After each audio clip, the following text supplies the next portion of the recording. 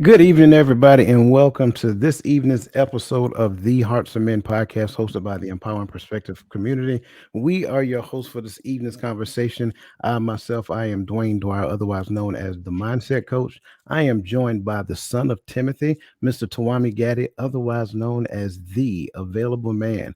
I am also joined by the Uncle Junior himself, Mr. BuildYourCreed.com. Below us, you will find these two distinguished gentlemen, great friends of ours, right? You will see my good friend across the table with Mr. Chris McCullen, who is also just an ordinary guy, and also my good friend rolling down the street, brother minister Roland Walker, also known as a poor man's Dr. Phil. Gentlemen, how are you on this wonderful Friday evening? Doing well, doing well. I'm well. I am well. I'm out of breath because I had to run to the car to get my charger. Yeah, we were backstage. As soon as I hit the button, roller seat started spinning. He took us so. Yeah. Oh my God, brother Gaddy, how are you, man? Okay. I'm blessed, Doc. I'm blessed. I Glad to love be it. here tonight. You look good over there, don't you? Got the headphones and the mic and everything. You're getting ready for the Available Man Yeah. preview. I love it. I I'm love it. liking it. I Look like like it. you're about to do a Ralph Trans fan CD or Yeah, something. there you Please go. don't get him singing. Listen. Let me stop y'all before y'all get started. Listen, welcome everybody who has joined us. It is always great to see you guys. Welcome to the show, Michelle Ray, Lisa Keys. Good to see you guys. Cassandra McKenzie, Miss Charlotte Jordan. Welcome. Good to see you. Bernadette Sims. Look, Uncle Junior laughing again. Bernadette Sims, good to Uh, see you. I think that is Dr. Sherry Sweet over there on Facebook. Good to see you. And again, for those of you who have not had the opportunity to speak to us, go ahead and speak. We'd like to give you guys your flowers right now. Because listen, we appreciate you being here. You could be any other place on this beautiful Friday night, but you chose to be here with us. And we want to make sure that we thank you and appreciate you. If this is your first time joining us, look in the bottom right hand corner of your screen. You'll see a little icon. Click on that icon and go ahead and hit the subscribe button and join the family. We would love to partner with you as well. I also want to give us a special shout out to our super supporters. We greatly appreciate you, and you guys add so much value. And again, your shirts will be in the mail next week, by the way. Adrian Thomas, good to see you, my friend, and welcome back to the show. Listen, we have talked about a lot of great things over the past few weeks, and we kind of want to change it up this week. And we're going to talk about something I think that is going to be very interesting and may shed some light on some things as well.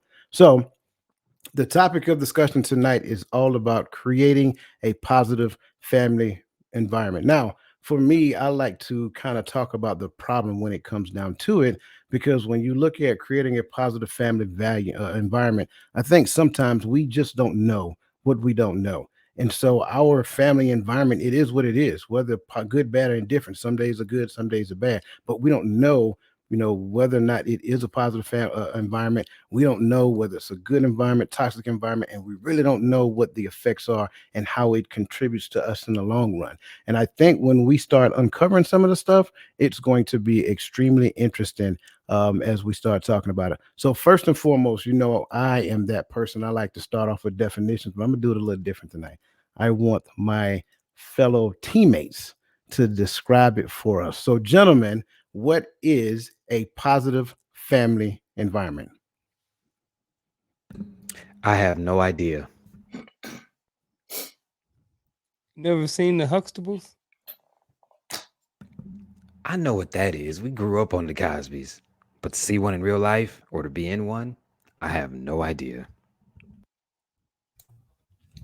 I'm gonna say that it is unity, and when I'm talking about unity, I'm talking about from the perspective being unified in belief, being unified in the structure, and being unified in the goal. Family goals for our children.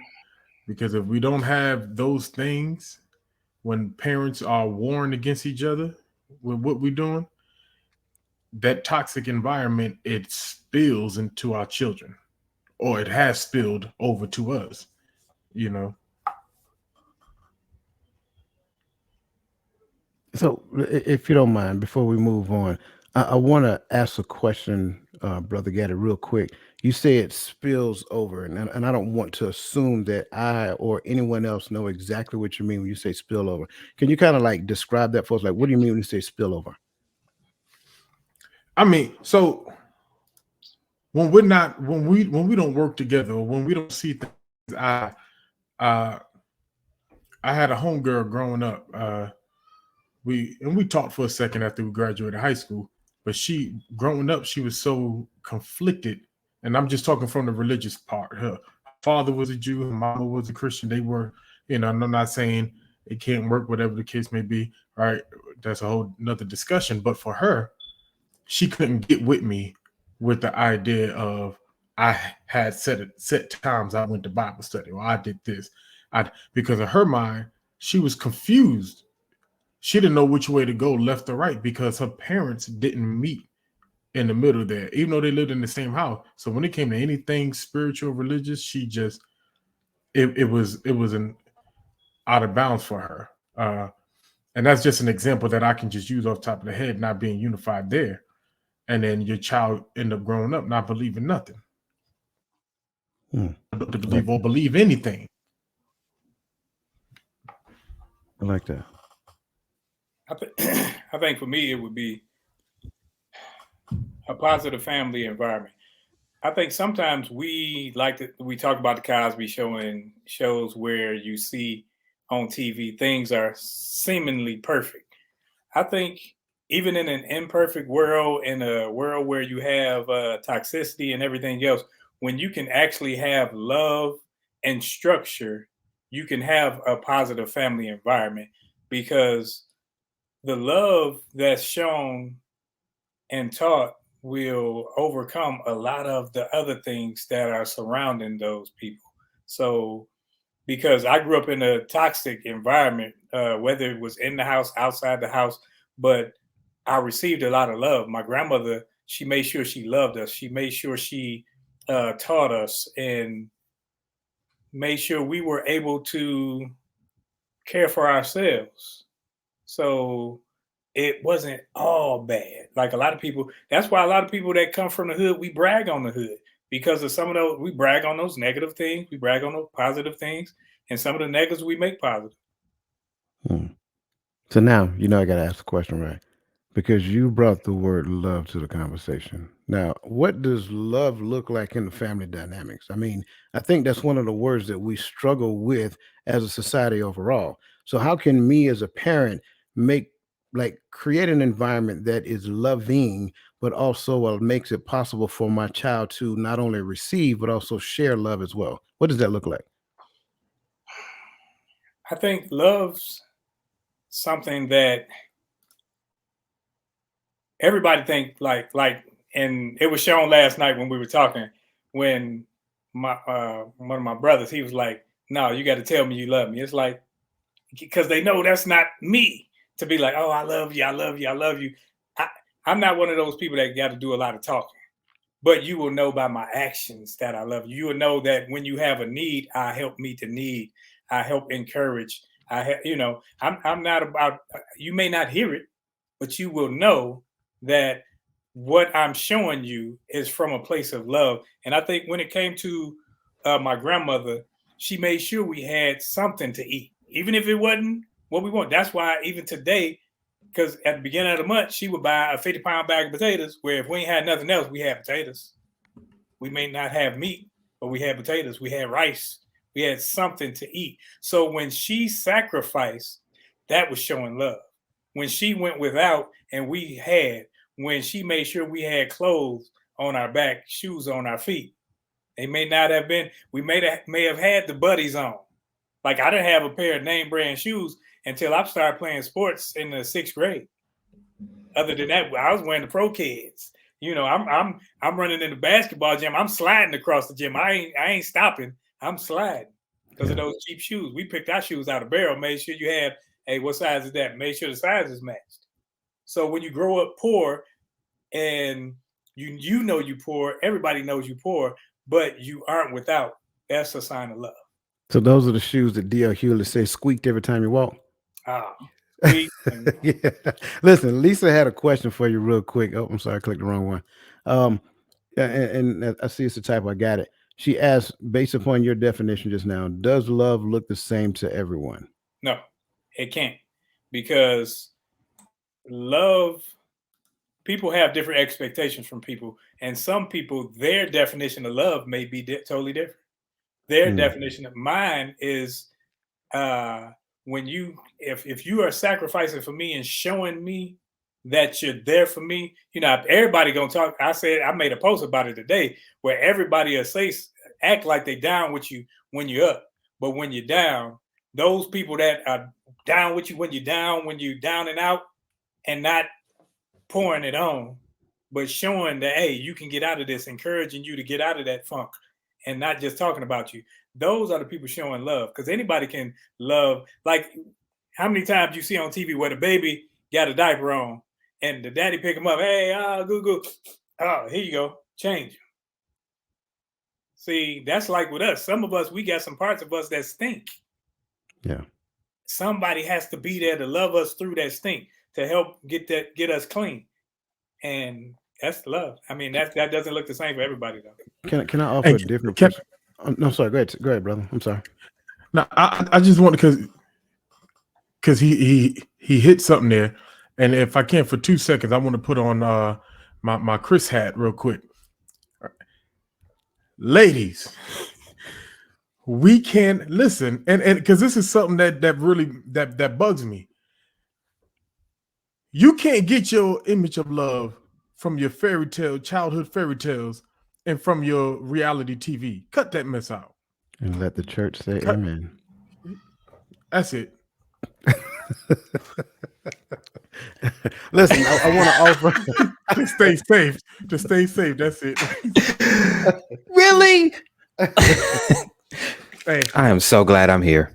But he gets an A I for took it off, bro. impersonation. I like that. I want to add another perspective as well, because I like what you said, but I want to go I want to go to polarized opposite, right? I believe love does look the same. I just believe it's expressed differently, Okay. because the depiction of love is not recreated from person to person. There's only one location in which we have a clear understanding that it is or is not, right? So from my perspective, I think it looks the same. We just need to understand that most people express love based upon where they feel their strengths exist in expressing that love.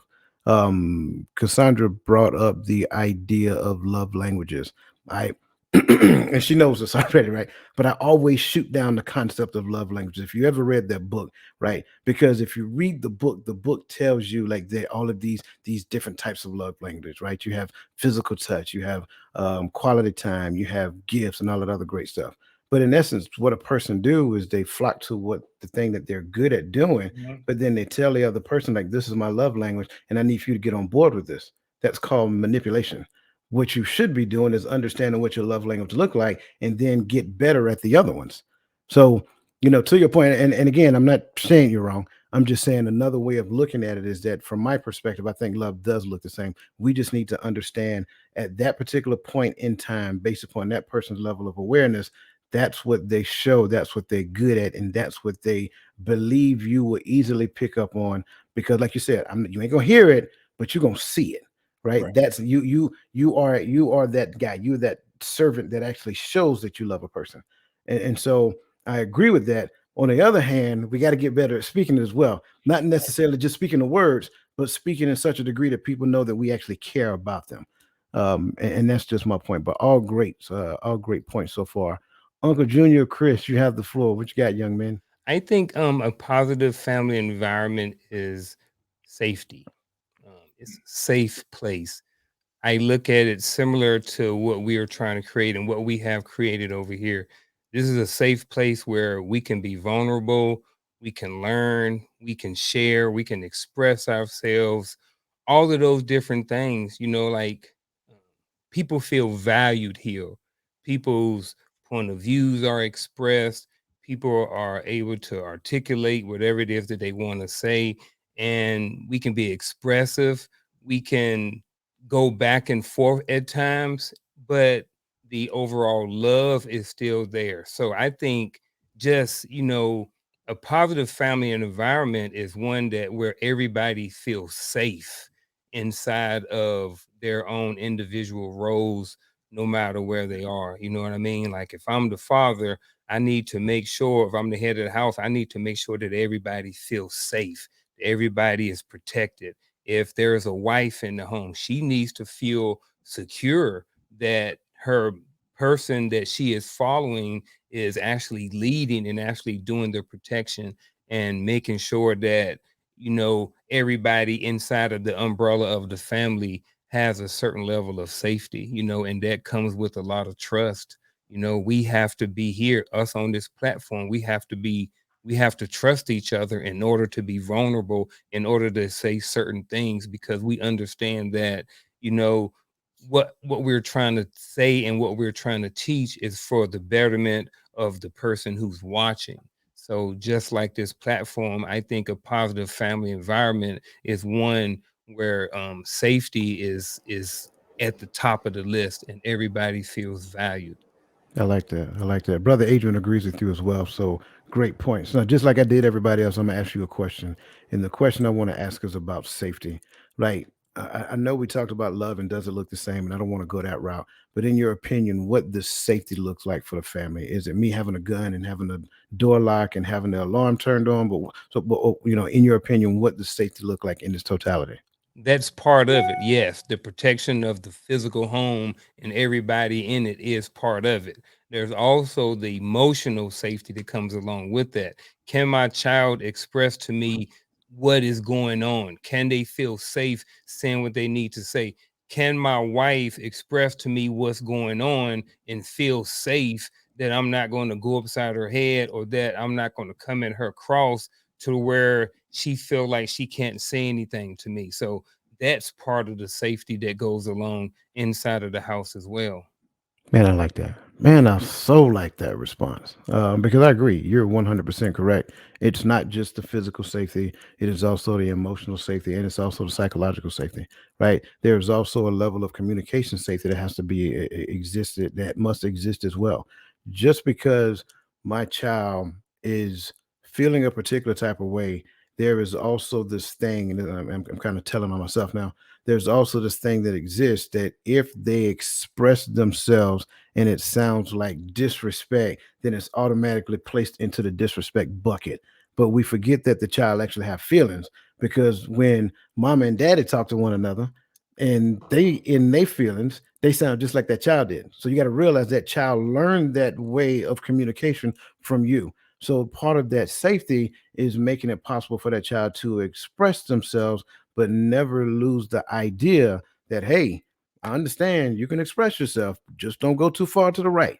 Once you go too far to the right and you start looking at me like I'm somebody on the street, now we got to have a different type of conversation. So allow them to express themselves in a safe space, but don't go so far to the right that they just start, talking to you in the kind of way.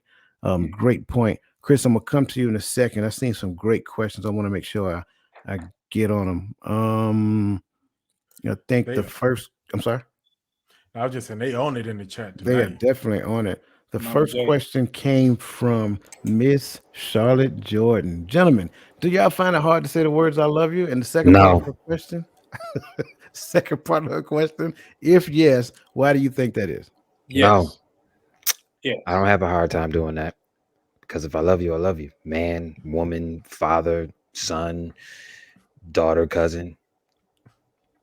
It is what it is.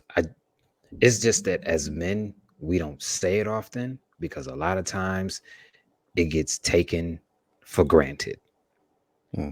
And when a man says, I love you to somebody, they automatically think that that love comes with certain stipulations and certain things that they're just supposed to go along with just because they said, I love you. The whole phrase is taken out of context, especially when we're dealing with the family dynamic, because in the family dynamic, and we've all been taught this, just because I'm related to you and you love me, you got to go along with this because we family and we share the same blood. Hmm. I have no issue telling the men on this panel that I love them. I can come to any man on this panel and have a conversation, and I know that it won't leave us unless I say something. That's something that a lot of men don't have, and that's something that I do not take for granted. I have no issue telling my friends I love them because they're my friends. I'm supposed to share that I love them, and they tell me the same thing. I just don't use it in the mainstream, playful way. Saying I love you means something. And I think that's what we have lost. Those 3 words mean something. I agree. I'm gonna say no, it's not hard. And I want to hurry up and jump in there because I know once Roland get on his explanation, it's going down. but but the reason why I say no is not hard, and I know she said explain it, yes, but it's not hard for me because once I've been through so much hurt and so much hell in life, right? And one thing I've learned as I turned the corner in my 30s was good people that you can grow to love. It's not just hard to come by, but they are precious. Yeah. So, and you can, and y'all, 2 y'all on there with us every Sabbath, and every Saturday when we leave, I always leave like, yo, I love you, brothers, because I do, and I feel like I have a responsibility for my heart to be on my sleeve concerning my brothers and especially my family. I don't go to bed without kissing my kids and telling them I love them. I don't walk out this house. I don't let them. They leave before me in the morning, but they don't cross that door unless they understand and see my express love. To me, that's just something that's precious, especially in families that look like us. You know, and I get it. I get why some of our fathers didn't say it, even though they did, but it was something that a lot of us felt like was missing growing up. Yeah. And that's the one thing I promised that my children would never lack. Can I say something, please? Yes, sir. Fellas, normally I talk to the women, but I'm going to talk to the fellas this time. It is not gay to tell your male friends that you love them. You stole my thunder. Jesus sage. I'm sorry, man. You're good, man. You're good. But I think that's why the phrase has been lost. We feel that love, but we can't say it without being accused of having the broken wrist syndrome. You understand what I'm saying? It's goofy. And I think that's why a lot of fellas don't think that their fathers or their male counterparts love them because they can't say it. Because if they say it, then that means that they funny. It's a stupid connection to make when it comes to this type of look. Listen, man, and coach, you know what I'm going through because we already talked about it. Yes, sir. Listen, man, if you have the opportunity to tell somebody you love them, I suggest you do it. And I suggest you do it as often as possible. I suggest you let them know every chance you get because there will come a time where you can't.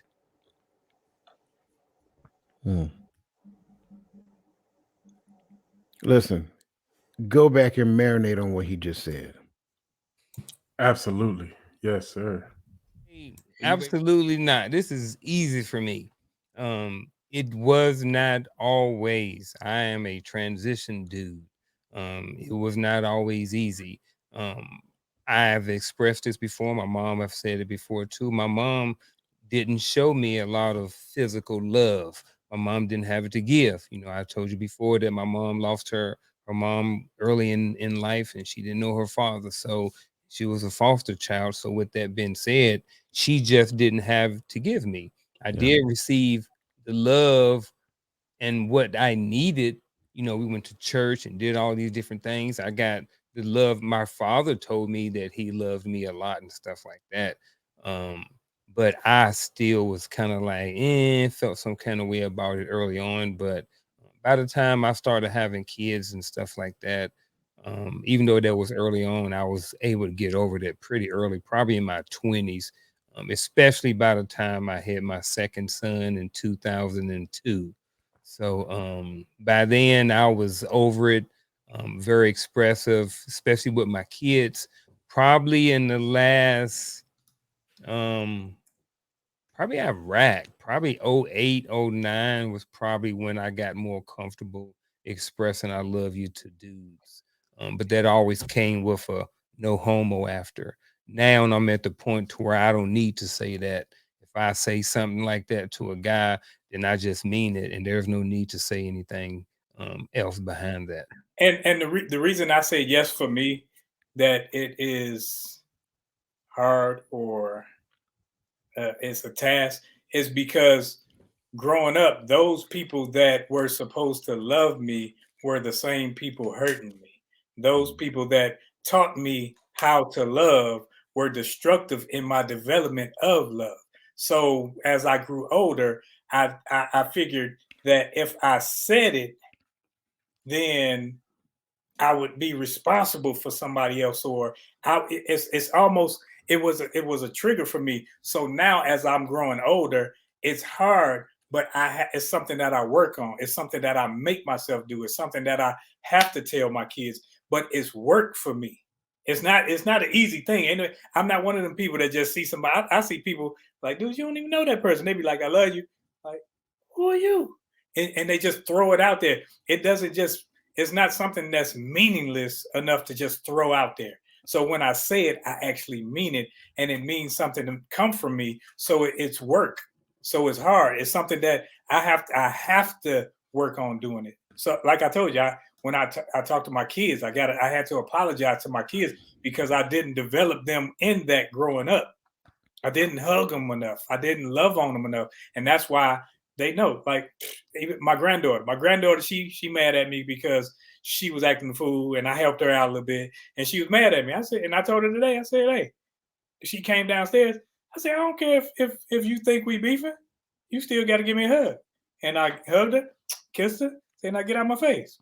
But because I got to do it to show her that love ain't something just when you're up, oh, I love you. Love goes through with you.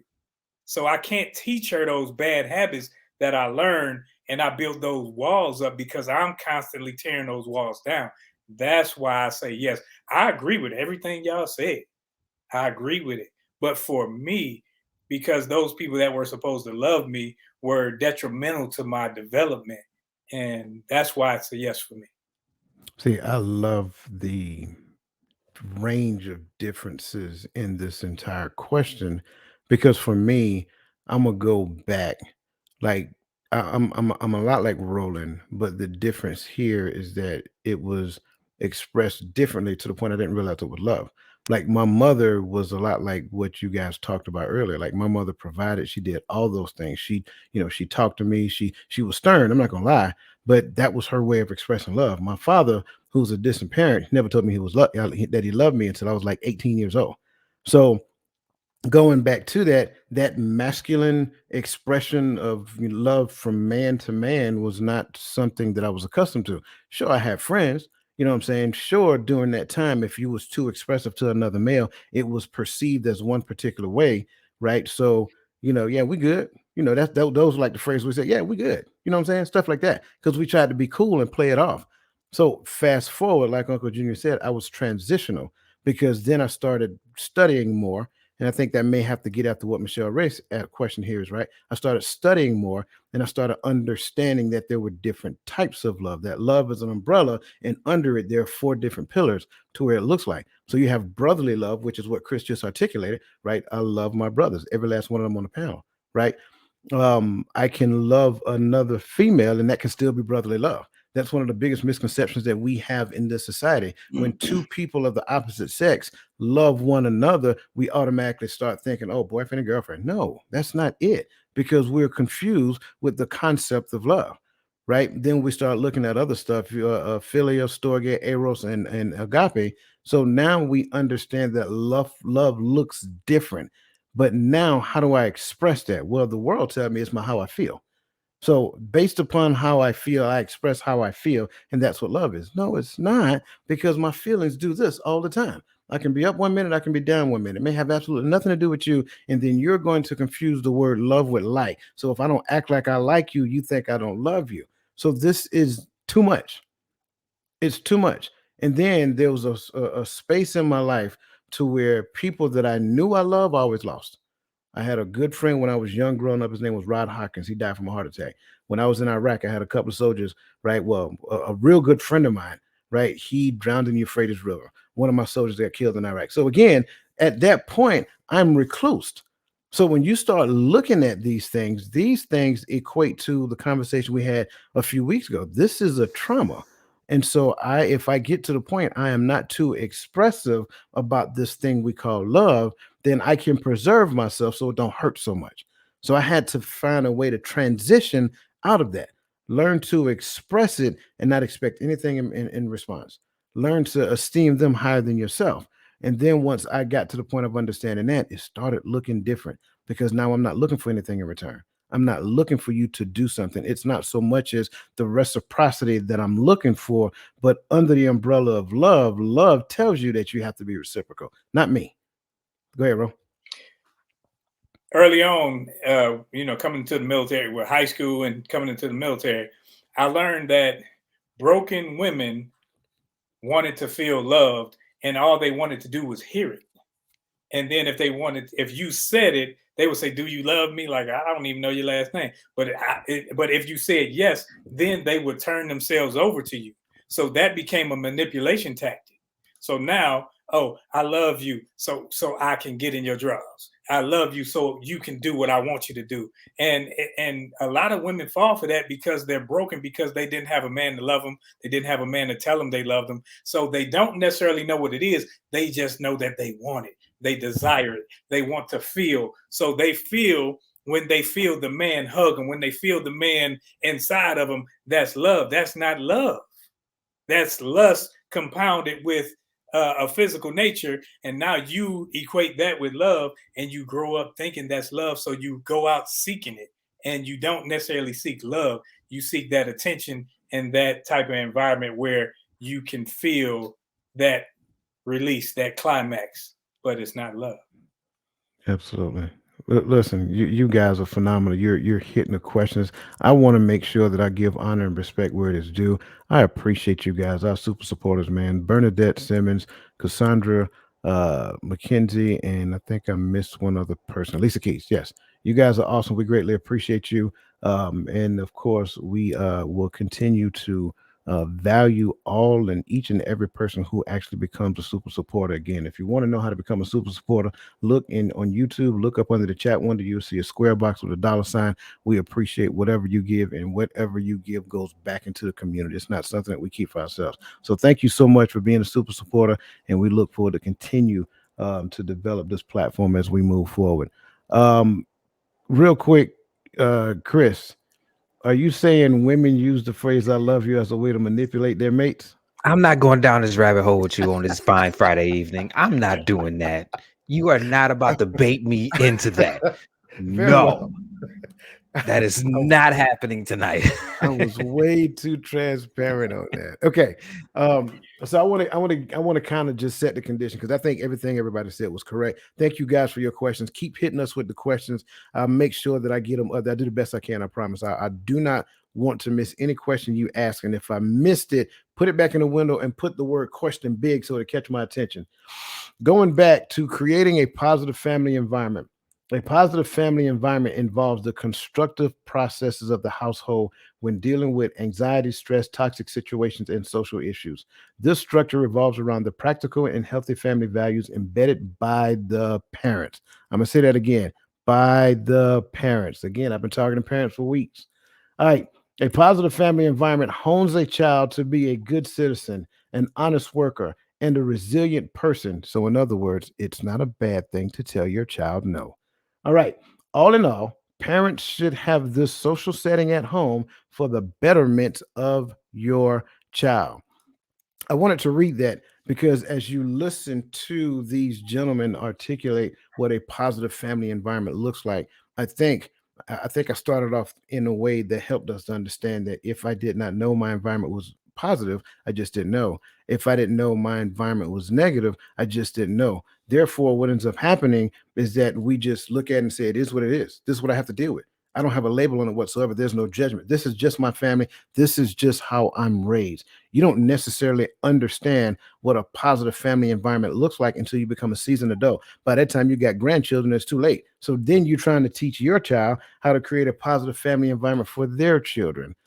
All in all, positive family environment should have been passed down from grandparents to what great grandparents to grandparents to parents to child, and the child should be raised in a positive family environment so that they create positive environments moving forward, whether it is their families or not. For me, like I said, I didn't know what it was. It was just my family environment. I knew what it looked like, I knew how to navigate it, and I knew it made me resilient because there was a lot of no's, there was a lot of hard times, there was a lot of good times as well. We laughed and played and joked, but we also cried and all that other great stuff. Those are not the depictions of positive or negative. It is what it is. So I think a lot of times what we do is we try to put a little judgment on a thing prematurely before we have a good understanding of what that judgment actually means.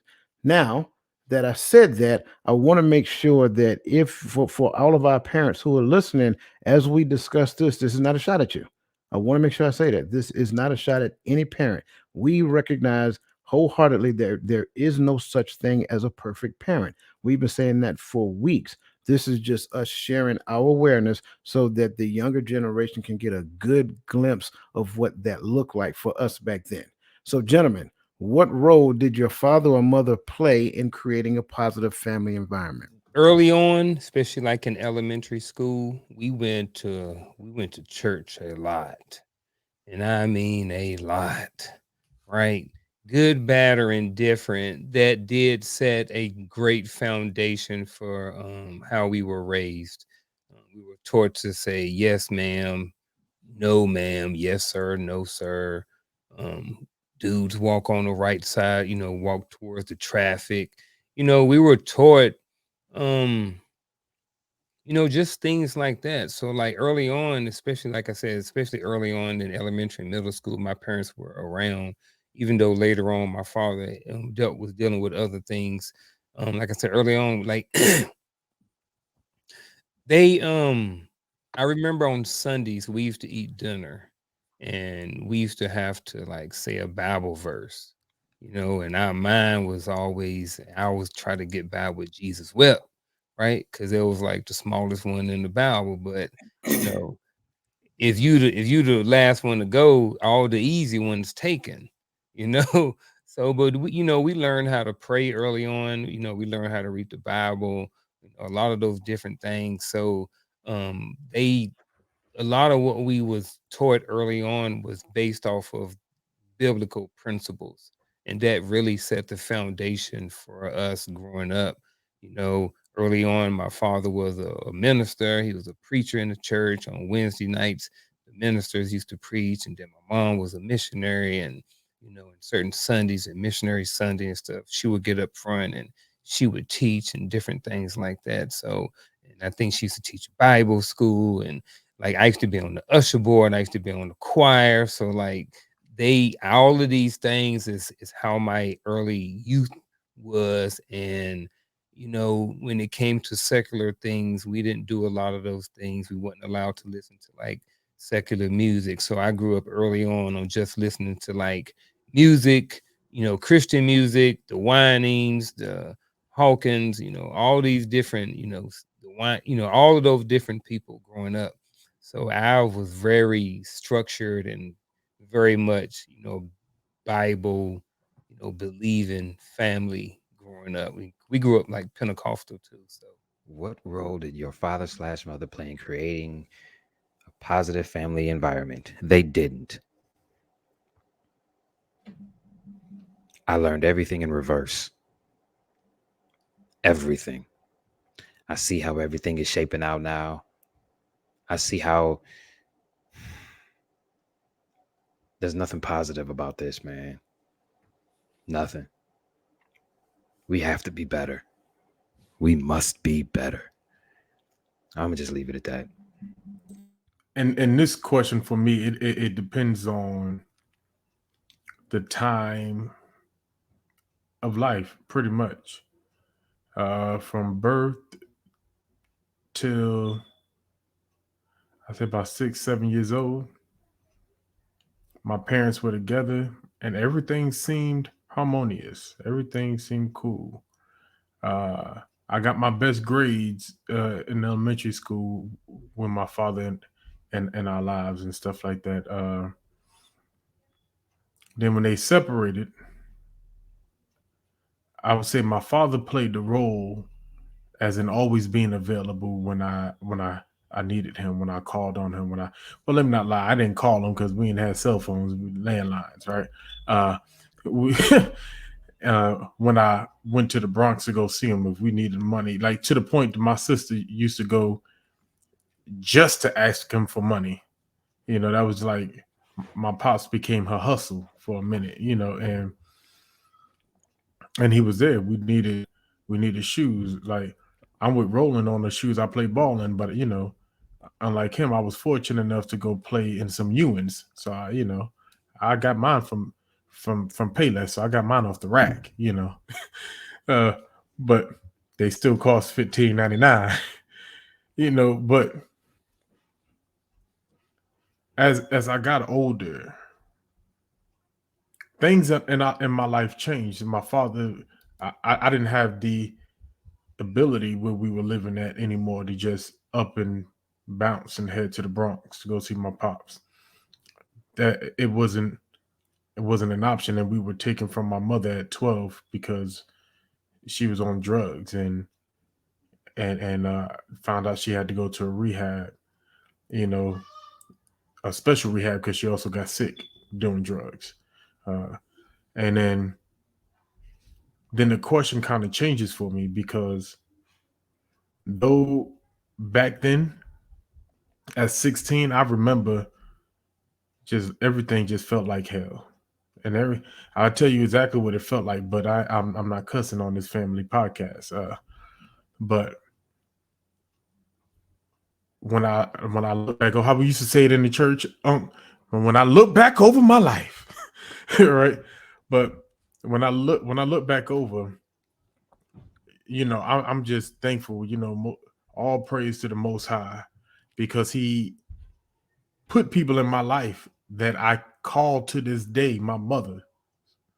You know, my best friend's mother, Bernadette Allen. And, you know, I don't know if she ever get to watch this podcast, but call out by name. When all hell broke out in the house and it just didn't feel emotionally safe, I stayed with them for a whole school year.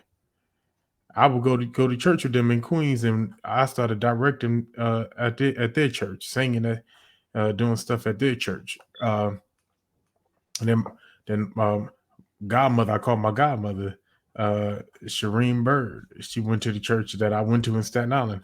You know, her and her family. When I was taking a hard left, going the wrong way. I was done with school. I was trying to flunk out, fell out, fall out, whatever. I was just over it. They picked me up and put, you know, so they gave me a family environment when I didn't personally have one. You know, when I was out there hanging out there to dry, sleeping on park benches when somebody was getting paid by the state to take care of me. You know, you get what I'm saying? Like, but people were placed in position that I can look back on and not be selfish enough to recognize that they gave me a good, solid family foundation in my teenage years that I needed. And that actually, these are the visions that I play back when it comes to my house. So I'm not going to let anybody, you know, it can sound like a sad story, but let me change my tone. But at 37 years old, I'm glad that there were people there that were willing to be an impact in a young man's life that everybody said was nothing. I was told I was a statistic, that by 21 I was going to be dead or in jail. Well, holla at me. Well, you did go to jail that one time. No, I'm just kidding. Wow. At least it wasn't prison. No, I'm sorry. Wow. I'll go first. I'll go next. You already know. You already know. Yeah. I'll go next. I kind of told a little bit of it earlier, Like my mother and my father separated when I was 3. When they were together, it was not a good relationship, just being honest. Um, do I remember some positive moments? Not a whole lot, because again, I was young. Um, so when they separated, it was, he went his direction, me and my mom went our direction. He went off and, had his, he got married again. And so for me growing up, it was me, my mother, my grandmother, my aunts, things of that nature. And what I would tell you is that within that family dynamic, that structure, my grandfather really became my father. Stand-up guy. Just the person that we all respected and gave a lot of honor to. Um, and for me, it was those simple things. It was all about being respectful. It was all about going to school, getting good grades. It was all about cleanliness. It was all about those things that you should be taught as a child so that you can function in a very efficient manner as an adult. I got those things. Um, when it comes down to creating a positive environment, I didn't know. I didn't know what I didn't know. So again, when I looked at it, it was just my family dynamics. This was the hand that I was dealt as a child growing up. Did I look at other people's lifestyle and compared it to mine and said, man, I wish I had both parents growing up? Absolutely. I think every child who is in that scenario goes through that moment. But I also want to make sure that I'm saying I greatly appreciate that God blessed me with the mother that he did. Because what I would tell you that if it wasn't for that woman, I don't think I would have made it through the Iraqs and all of those other deployments that I had went on, because she instilled in me a level of resiliency. When I was in basic training, I was looking at my best friend crying because his girlfriend broke up with him, and I'm looking at him telling my man up. You know what I'm saying? So it's just those things that I look at. Like, she instilled a lot of great qualities in me. When my dad came around, because he was in the military, when he came to town, I got a chance to go spend time with him. It was fun. You know what I'm saying? That was it. We'd go hang out. He'd take me shopping. And then by that time, the weekend is over. Then I'm going back home and he's going back to where he was stationed at. So when I look at this, I think for me, the positive environment, the positive family environment was all about developing me into a healthy, functioning young man that's able to learn consistently en route and not necessarily be a statistic. I think that for me was the biggest thing, right? Not just being not being a statistic, but also, having the desire to do better for myself, regardless of where I'm at. I don't know why, but I always believe that more, like, there's more for me to do. There's more out there for me. Like, I never got to the point where I got complacent. I remember one point in time, I remember somebody telling me, say, you think way too high in the clouds. You need to come back down to earth. And I was like, man, that wasn't cool. I mean, I was like 17 years old. Like, that's not what life is really about. You think way up here. You need to bring it back down. Like, okay, that's fine. But, going back to thinking like I think. So if it wasn't for her, I never would have had that. I really do believe if it wasn't for her and the way that she raised me and the things that she taught me, I believe, um, it would have been a different story. So I have to look at her and point to her and say she was the reason for the positive environment. Did we look at the Cosby Show and I'm like, man, that would have been awesome to have? Sure. I think everybody did that. Even the people who had two parents in the home. I think everybody did that to a certain degree, but that's unrealistic. And so again, I appreciate mines because if it wasn't for her, I wouldn't be sitting here talking to you right now. Now, for me, with this question, mother and father, I think that my father dealt with his demons coming from the Vietnam War. So when he came home, some of the things, I was in a toxic environment from jump. I learned about certain pipes. I learned about cocaine straws. I learned about heroin and the needles and the spoons and all of that stuff early age. But one thing that he always told me, always, which it hindered me with the relationship with him, because he always told me, don't worry about me. Take care of your mama. He instilled that in me to take care. Don't worry about me. Take care of your mama. So as I grew older, I think I grew callous towards him. And my mother was my everything, because she would make sure she was there when I went off to school. She was there when I came back from school. She went on school trips. And then come flip that 7th, 8th grade. Now she has her demons that she's dealing with. So now I'm no longer a part of her living environment because she's chasing other things. And that kind of destroyed me in a sense, because now the woman that I had on the pedestal, now she's out doing whatever. So at this point, I'm like, man, I ain't got nobody. You know, my grandmother too old to be chasing me. So I'm out here doing any and everything, no respect for anybody, because the people that I did have respect for, they chasing their demons. But what they did teach me early on, my mother taught me that the nurturing spirit of a mother can't be replaced. It can't be replaced. It can be duplicated by another female, by another woman, where you can receive that nurturing from someone else. But there's nothing like it, is what I mean when I say can't be replaced, because I have other mother figures in my life that stepped in when she couldn't, that helped me along the way, and that could only some certain things only a woman can tell you, boy, you don't need to be doing that, and you will respect it and not do it. And my father, he taught me to always take care of your mother. He instilled in me the desire to always want knowledge, always seek knowledge, always want to read something. Reading is fundamental. And those are some positives. Coach always says that no person is all good, or a good person is not all good, and a bad person not all bad. Something to that. And that's the drift of it. And that's true, because even what we consider a bad person can help you find some good in some things. And I can find, I'm a person where I don't look at the half empty glass. I say it's half full, and I see how we can make it overflow, because I've spent too many years and nights worried about the negatives, where I don't even focus on them no more. I try to focus on the positive, and how can I make it better? What can I do to progress this thing, to enhance it for growth? Because I can stomp on it and kill it, or I can nurture it and build it. Man, listen, I appreciate you guys for sharing that. And again, as you can see, these stories, I mean, when you listen to them, I think Son of Timothy, he hit it. It really does sound depressing, but it's not depressing. It's just reality.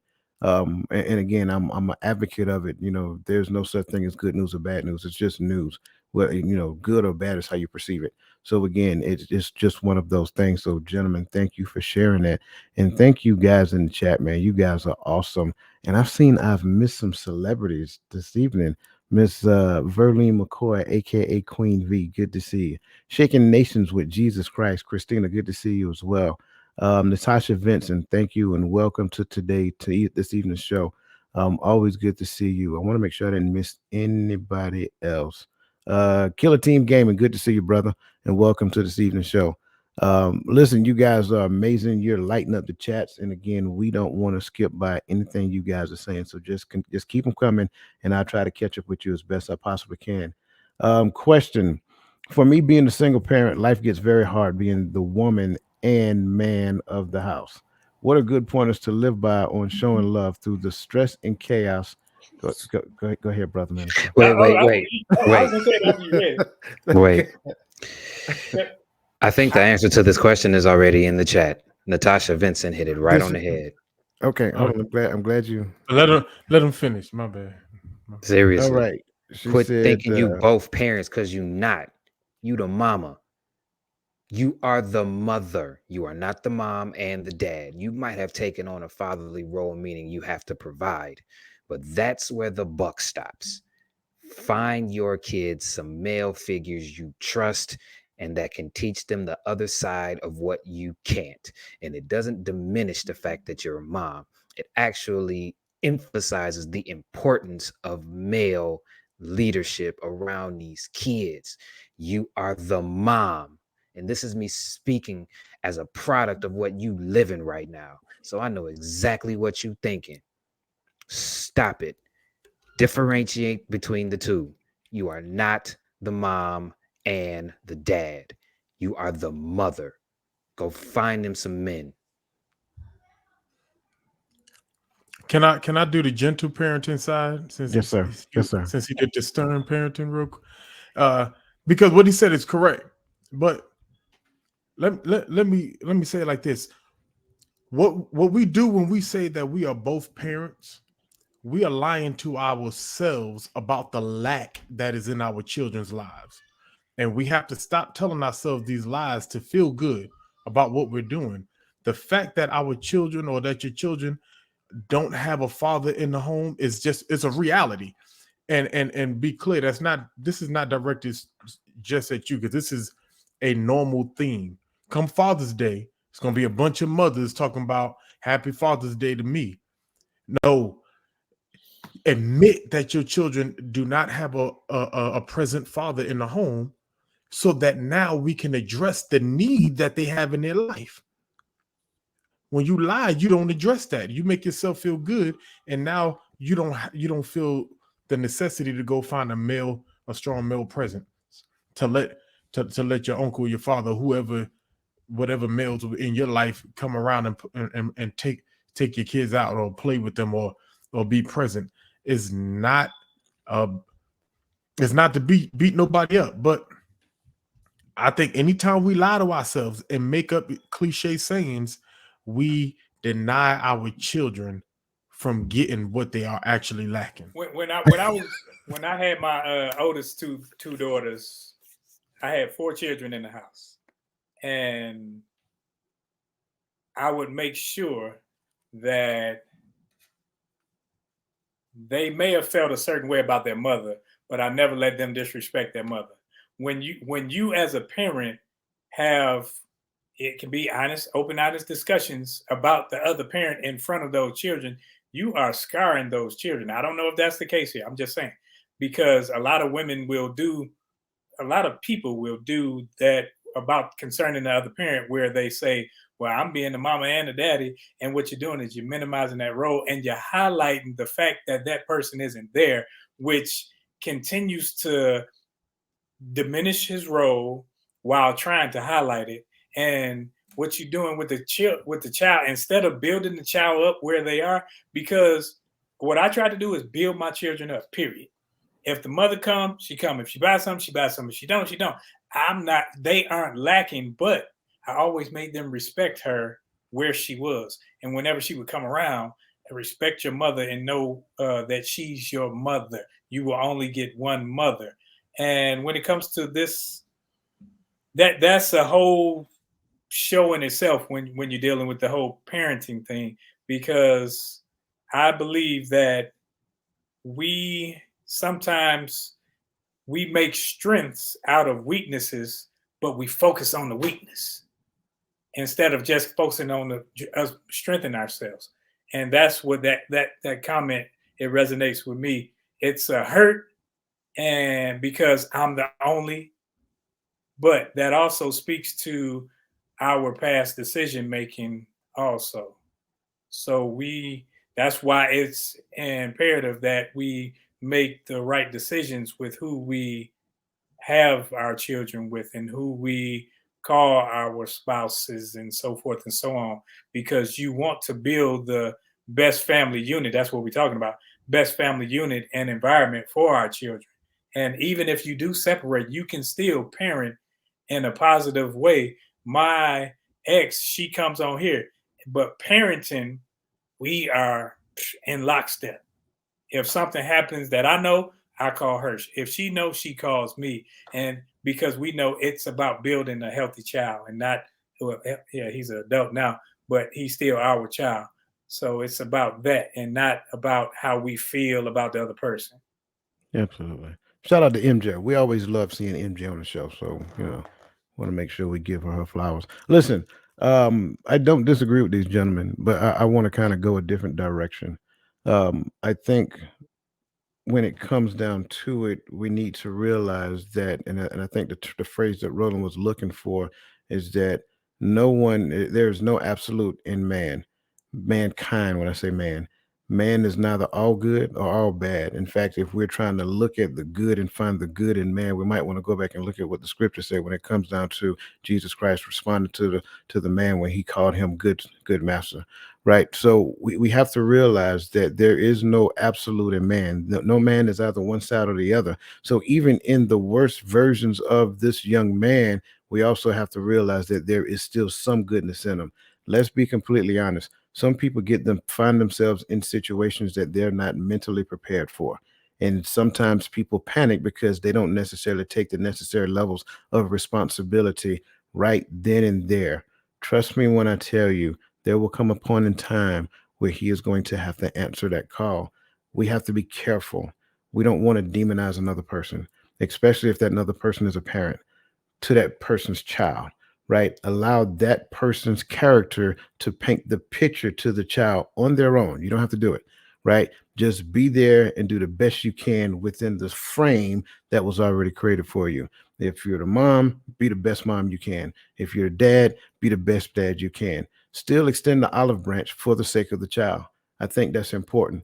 When that person, the child may be 17, 18, 19, 20 years old, right? But that child needs that other parent because there's so much of that identity that is found in that other parent. So I want to make sure I say that this is not a shot at anybody. And I thank you for that question, because trust me when I tell you, you're not the only person who have that question. You're not the only person who feel like you or experience a lot of frustration and all this other stuff that goes on, simply because no one has ever took the time to have that conversation. We need to understand when we make decisions, and we've all done it. When we make decisions early on, we don't necessarily understand the mental capacity of the other person. We think we know because of that conversation we just recently had about love. But love is being there the entire time. Love is realizing that, hey, we probably did all this a little too soon. You're pregnant now. I need to be here, right? The other side of that coin is that there's also situations to where love didn't work, and then you try to take this child and make this child that person. I'm not saying that that's what you did. I'm just giving the other side of these equations as it happened. Again, be the best parent that you can. I think that's important. Dr. Sweet, I'm sorry, she actually mentioned that as well, because she has raised a fine young man by herself, and she actually made it possible for her son to be a part of his life. So shout out to her, because she exhibits the things that we're talking about. And that young man, when I tell you that young man is a phenomenal young man, he is living his life. He has a healthy marriage, all because of these things. Now, I'm not saying I don't know the dad like that, but she allowed him to be a part of his life. And I think that's the key. But you see what she wrote? She wrote, I did not lie to myself. I put my son first, period. She understood that it wasn't about her. It was about her son. That's the part of a positive family environment that's lacking. It ain't about you. It ain't about the dude that don't want you no more, but got you in this situation.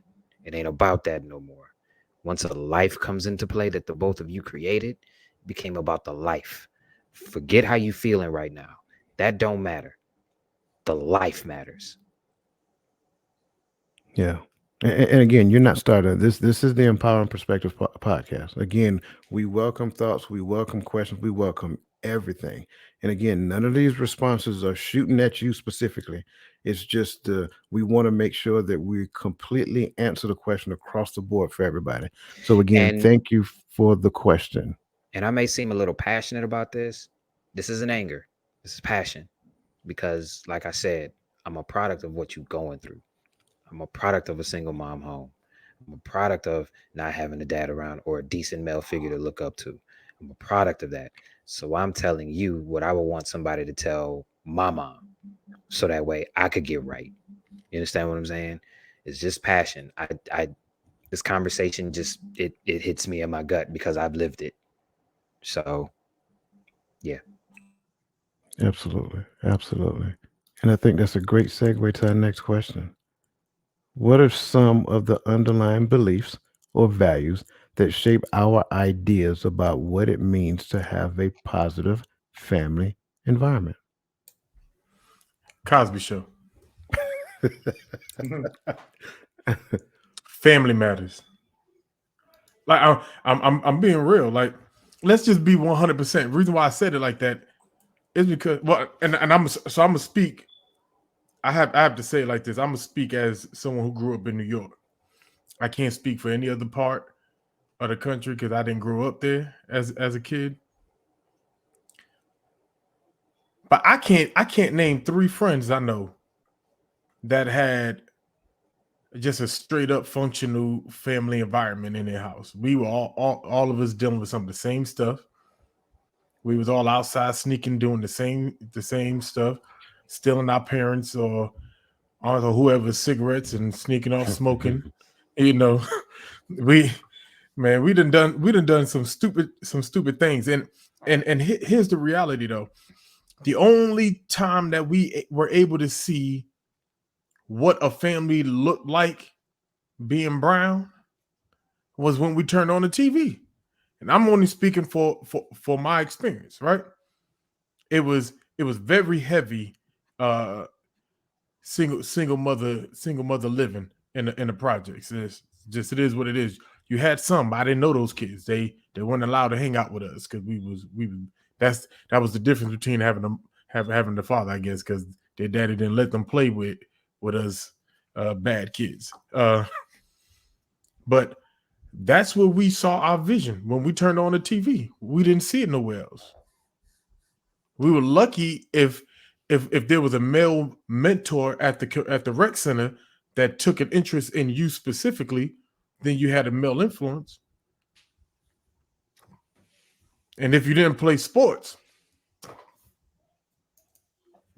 hey, and I'm just being real. Like, it's not really too much that we could say about it. We could talk about, you know, the values and beliefs of church or of this or of that. Just being real, we didn't have anything, and I can't hit that more. If it wasn't in your home, it was on your TV. I guess I don't know if it's a value or belief or just something that we was taught, but it did help shape our ideas about a family environment that helped carry over even into myself as I was raising a family. And that is what happens in the home stays in the home. There was something that we thought that was positive, and it may have been positive, but the way I want to go with that is that sometimes that can be taken too literally, and instead of creating a positive environment, it creates a negative environment.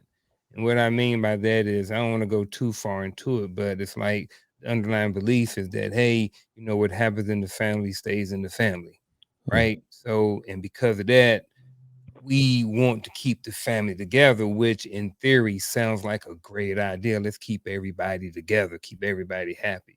But if there's so-and-so in the family who's not treating other family members in the family appropriately, then we don't want to say anything. So instead of it being a positive family environment, it turns into a negative one or a toxic environment for the overall family.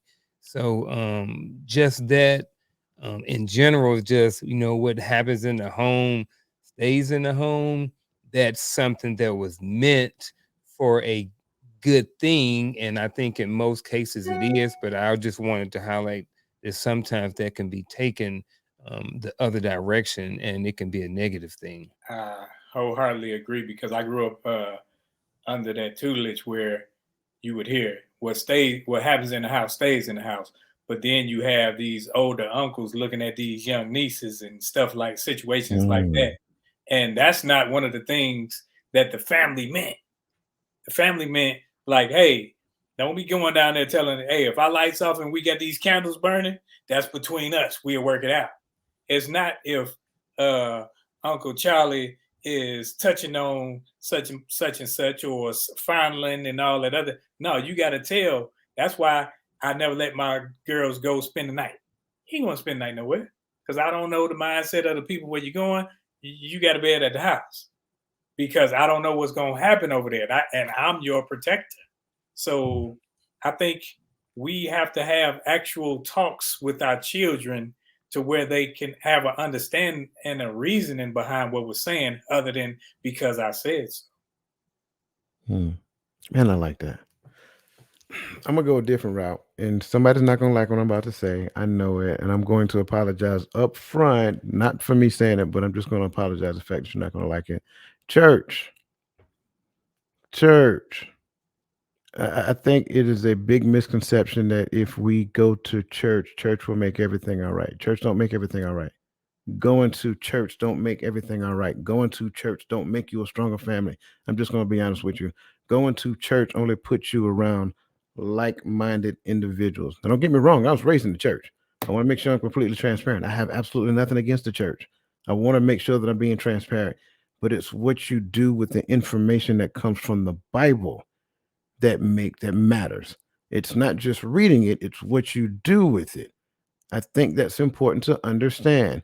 Just going to the building does nothing to change my life. I want to say that again. Going to the building does nothing to change my life. A lot of times what I've observed in the past is that we will go to the building just to give the facade that we're going to church. And therefore we have the expectation for somebody to believe that we are a certain type of person simply because we go to the building. The building doesn't change you. The words in the scripture change you. Once you apply them, that's the key. Not just reading it like a book, but once you apply them. And I think for me, that was like, Uncle Junior, you mentioned the concept of transformational. That was my transformation period, because I was, let's go to church. Let's go to church. Let's go to church. You know what I'm saying? And man, you know what I found? I found that people in the church do the same thing that people do outside the church. The only thing they do is they do it in the church now. However, when I started surrounding myself with people who read, study, and apply, come back to the table and talk about the challenges within the home of application. And then we talked it out. We used to call it Men's Press. Men's Press happened every Saturday at 8 a.m. We would sit down, we would have honest conversation according to the Word of God about how we're implementing it in our home and some of the challenges that we're facing. And we would take those challenges, go back to the scripture and find an answer. Then we got to go eat. Listen, we get together, we're going to eat. That's just it. We got to break bread, right? So that's what we did. So that's just my thought. I think that's one of the biggest things. And let's just be honest, for our community, that was a staple. That's the staple of our community. It goes all the way back to the days to where our community didn't feel valued. They worked from sun up to sundown, and they had hope in a brighter day. I think everybody knows what I'm talking about right now. They had hope in a brighter day. So that brought them together under the concept of church. I just wish that those people who ran the church realized that and loved those people as much as the book said to love them. Stepping on toes, stepping on toes. Oh, I got my stilettos on too. you got them on. Prince style, bro. No, I'm joking. I'm joking. Red bottom. Red bottom. Oh Hey, my Chris, you God. thought it was going to be you. You right. You right. This came from a Amazing. different vantage point. That's all. Well, that's why we call it empowering perspective. Listen, Empowering. I want, and they already knew it. We talked about it previously, right? We talked about it already. We knew we weren't going to make it through this entire conversation. That's why you got to come back next week. Next week we're going to finish this. I hope we're going to finish it. I don't know. we still got a number of talking points up there. Next week we're going to continue this. As we get ready to dive into our final thoughts, this is what I want you guys to think about. Think about some of the talking points that we talked about tonight, just tonight. And I want you to kind of put in the chat some of the things that you thought, some of the points that resonated with you, some of the things that were enlightening for you, some of the things that you're like, hey, I like that one, right? I want to take that one with me. Put it in the chat so we know, that this information is adding value. Speaking of adding value, man, listen, shout out to Michelle Ray. I mean, again, I can't stress it. The panel shouted her out in the chat already, but I want to shout her out publicly. We appreciate you. Again, we appreciate all of our super chatters. And Cassandra Funny told me she's showing out. No, I'm sorry, Lisa Keys says she's showing out. But again, we appreciate you. Again, super chatters, They add value to the platform. And again, the things that they give to us, we're going to give back to you as well. So we just want to make sure that we appreciate you guys. Let me make sure I did not miss anyone's hold on. When women are hurt, they run to the church. Okay. Um Lisa Key said, Coach, Well, oh Paul said, goodness, that's all I'm gonna say. That's a whole podcast. You are absolutely right. Killer Gaming, he agrees. The church is not equal to does not equal a positive family outcome. Miss Charlotte Jordan, she said, preach, Coach. I was one of them. You and me both, ma'am. You and me both. And I was trying to figure out why it wasn't working. Let's see, Cassandra, she enjoyed that one as well. Let's see. Lisa Key said we were stuck in that staple. Thankful for renewed minds. Absolutely. Um, let me see. We thought the church was the cure all. Absolutely. Um, yeah, absolutely. Man, listen, It you was guys me. I was on the receiving end of that. Mm. So what I was talking about, like that was what my mom was talking about. Like that's what Charlotte Jordan was talking about. Like we was in the church, twice on Sunday. We was on there Wednesday, on the weekends. She had us involved in all these different things. I think, and good, bad, or indifferent. Like it set a great foundation. At the end of the day, had a lot of structure and different things like that. So I can't take any of that away, but it was really pushed on us, and I think what was missing was the fact that we live in a secular world. So if all you're doing is preaching to me with the Bible and I'm still a young man, I'm not really receiving it. It's like I can't go to work. I mean, I can't go to fourth grade and speak in tongues to some kids and they stop bullying me. You know what I mean? Don't work like that. So I need some strategies to how to help me with these kids in school. And I need something more than just pray. But that's how it was, you know what I mean? And just like, Charlotte Jordan said, is that what they were taught was just to pray about everything and to go to church. So it takes some effort, it takes some action, and it takes, putting what you learned from that book into action and doing something with it. Yeah. And again, we're not saying church is bad. We're Not at definitely all. Not at all. not saying praying is bad. Like those are Not at all. those prayer is a necessity, number one. And if we construct the church the right way, the church is a staple of the community. And I think that's important for us to understand.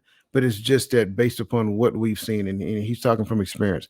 Again, it did not equate to a healthy family dynamics because people still struggle, and that's a thing. Lisa said she was about to match Michelle because she was showing out. Teresa Austin, we appreciate you. Thank you. Again, we greatly appreciate you guys. You guys are phenomenal, man. You guys are just all over it. All right. That being said, this is the bittersweet moment of the entire conversation. I know we've been on here for a while. We appreciate you guys. We appreciate the fact that you are with us. But these young men have something that they want to say. Final thoughts. Creating a positive family environment. Tips and strategies. I have no tips. I have no strategies because I do not have my own family, meaning I am not married with children. And my family dynamic was one that I would not wish upon anyone. So this series is going to be a learning experience for me because I get to talk to 4 men who've been through it and actually learn something. That's my final thought. Creating a positive family environment, man, it is so many layers to this right here. It's not just one thing that you can do. You have to, first of all, if you're the man, I'm speaking to men right now, and then women, but anybody who's listening. But more so, if you're the man and you have to be able to lead, you have to go and get a set of principles or guidelines or something that you can pull from, or some set of principles that you can live by, a creed or whatever it is that you may have. And then what you do with that is you learn that and you keep learning and you keep building, you keep evolving, and you learn what it takes to run a family and to be a family man, and what your roles are going to be, and then what roles the other people in the family need to play. And then you have to quarterback that entire thing. You know what I mean? And it's going to work a whole lot better if everybody is playing their roles. So That means that you have to get good at your communication. You have to get good at your finances. You have to get good at being able to communicate with people. You have to get good at managing your emotions, et cetera, et cetera, et cetera. There's a lot that goes into creating a positive family environment, but those are just some of the things that anybody can work on, man or woman, when it comes to creating a positive family environment within their home. There was a lot said today that I think we can all take with us, right? And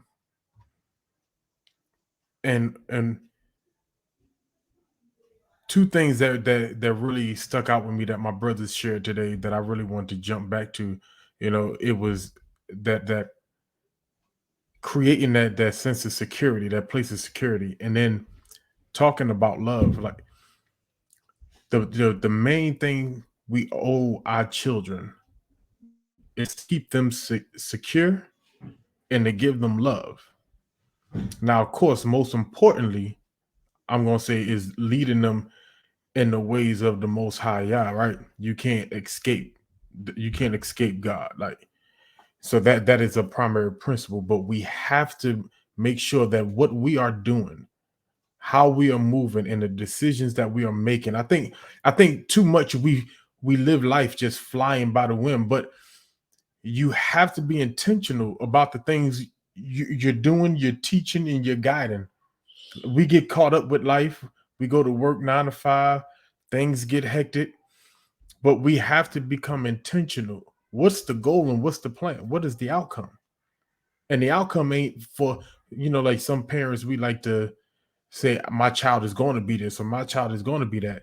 No, the outcome is for them to be a productive adult in society that loves and fears the Most High.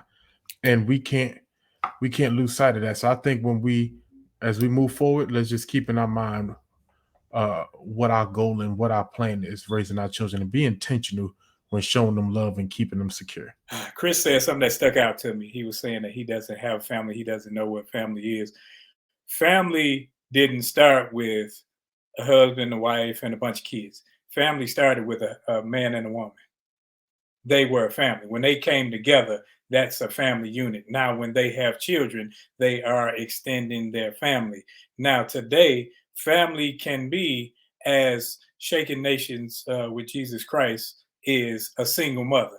She has a family because she's a mother and she has HR or children. It can be a single father. It can be a man and a woman having children in the same house. But the dynamic of family is not just that. It can be like, this is a family on this network where you have people that love you and care for you. And this is a family unit. So what we have to do when we're looking at our family environment is always be willing to have a listening ear for the family, because one, I don't know it all, you don't know it all. So we have to come together and sit and learn each other from one another. Not my opinions of how people like you or anything is, but how you are and how I experience you. So when we're experiencing one another, we can't hear something and get triggered and just fly off the handles. We can't think that how we grew up is the only way that growing up took place. We have to have an environment where we can communicate, where we can love how we love, experience how we experience, and be able to teach and learn one from another. I'm not going to sit here and put myself on Front Street and try to compete with these brothers. There's no competition here. I like everything they said was spot on. I think the only thing I want to add to it, like Roland, you said it, brother. This is a family, not just the gentleman on the panel, but everybody that's in the chat. We view you guys as family. When we come here, it is our desire to give you the best version of the information that we have at that point in time. We're not going to give you anything that damages you, anything that hurts you. Like, this is a safe space for us to share and care for one another. And I think Michelle Ray said it just right. We are here to support and uplift each other. That's what we do. That's what Empowering Perspectives is all about. So with that being said, on behalf of these esteemed gentlemen, we just want to thank each and every one of you. You guys add so much value to this conversation. If you're on Facebook, whether you're in YouTube, whether you're on LinkedIn, I just want to say thank you for joining us every Friday night. And don't forget, we will be picking up this conversation next Friday right here, the same time, with these same esteemed gentlemen. So with that being said, have a great rest of your evening and have an even better weekend.